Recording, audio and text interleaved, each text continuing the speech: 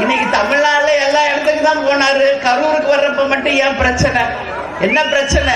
நான் சொல்றேன், பக்கா பிளான், பக்கா ஸ்கெட்ச் போட்டு தூக்கி இருக்காங்க. இதான் உண்மை.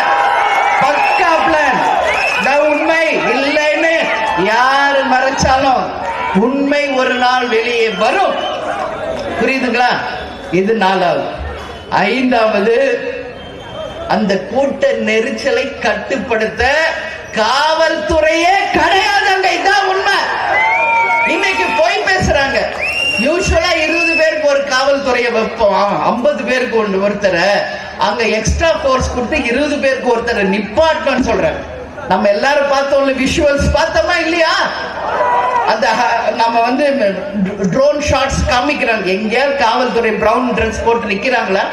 சொல்லுங்க. ஏன் காவல்துறை அங்க போல?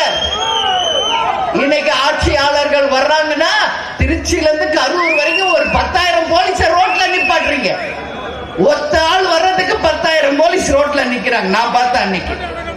ஏன் இன்னைக்கு லட்சக்கணக்கான மக்கள் கூடும்போது ஏன் காவல்துறை செயலில் இருந்து நின்னது என்ற கேள்விக்கு தமிழக அரசு மக்களுக்கு பதில் சொல்லணும்.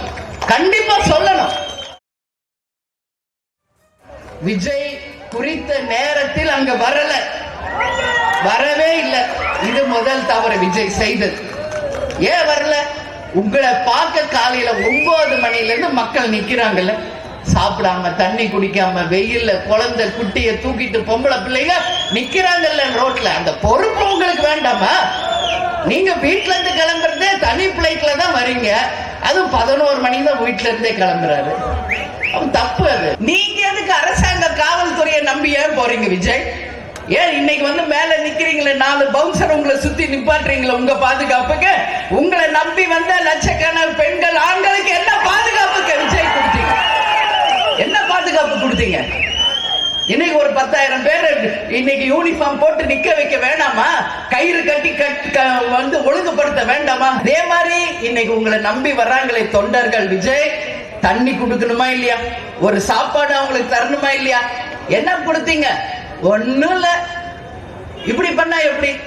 அதனாலதான் அவ்வளவு மயக்கம், அவ்வளவு பாதிப்பு. இது விஜய் பண்ண 3வது தப்பு. உன்னை நம்பி வந்தாங்களே, கொடு சாப்பாடு, கொடு தண்ணி, கொடு பாதுகாப்பு கொடு.